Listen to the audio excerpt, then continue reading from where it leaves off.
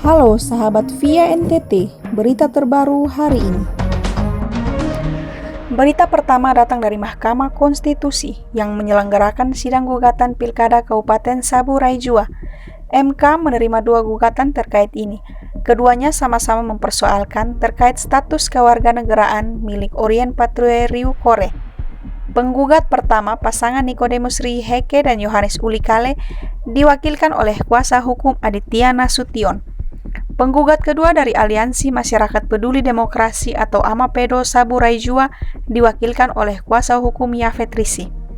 Yafet Risi yang dihubungi via NTT setelah sidang menegaskan Orien sejak awal tidak jujur. Berikut kutipan pernyataannya. Karena ada pelanggaran konstitusional yang nyata, ada pelanggaran hukum yang nyata dari penetapan warga negara asing Orien menjadi calon bupati lalu yang kemudian terpilih. Nah, keseluruhan proses ini menunjukkan bahwa ada yang salah secara hukum. Dia cacat formil, karena itu harus dibatalkan.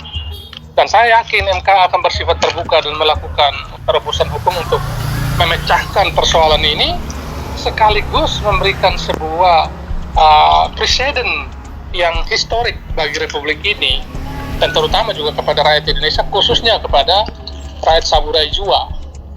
Buktinya, jadi kita melampirkan bukti dari Kedubes, melampirkan bukti yang bersangkutan mengaku bahwa dia warga negara Amerika antara lain, dan kita juga menyampaikan bukti ketidakjujuran yang lain yang bersangkutan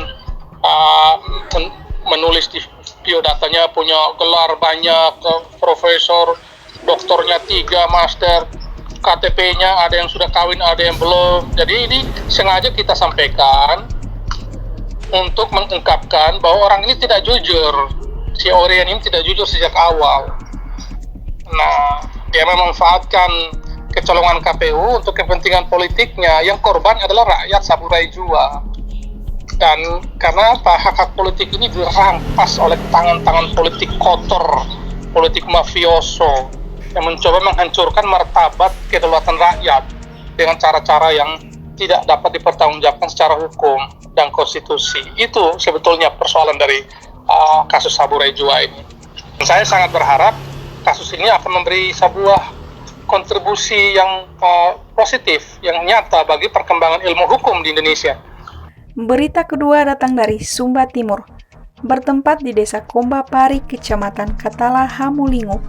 Orang tua dan kerabat menyegel kantor pemerintahan karena tidak terima anak-anaknya diberhentikan dari pegawai tidak tetap pada pemerintahan Kabupaten Sumba Timur.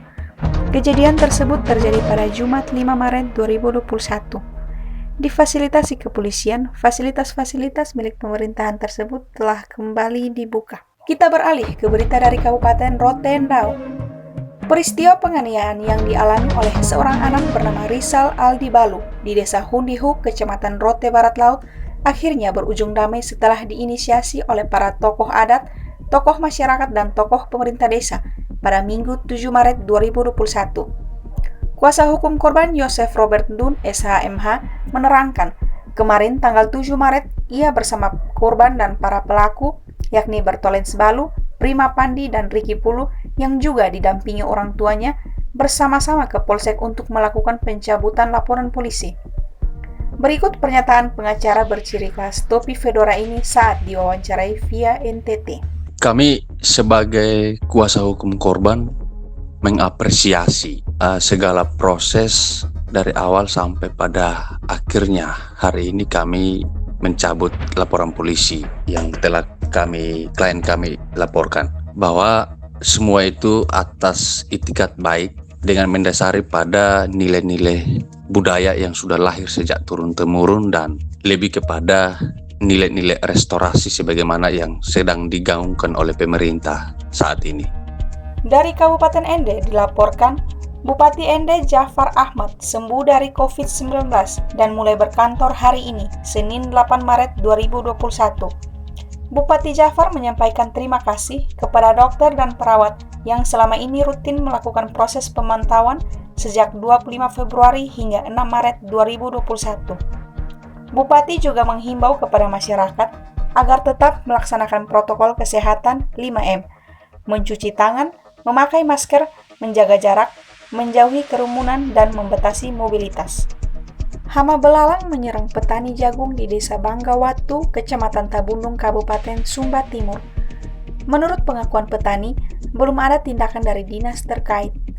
Petani menjadi pasrah dengan kondisi yang terjadi, karena segala upaya telah dicoba namun tidak berhasil. Pantauan via NTT, hama belalang menyerang merata di kebun-kebun milik petani, dan hingga saat ini belalang masih ada di sekitaran lahan. Demikian via NTT hari ini. Terima kasih.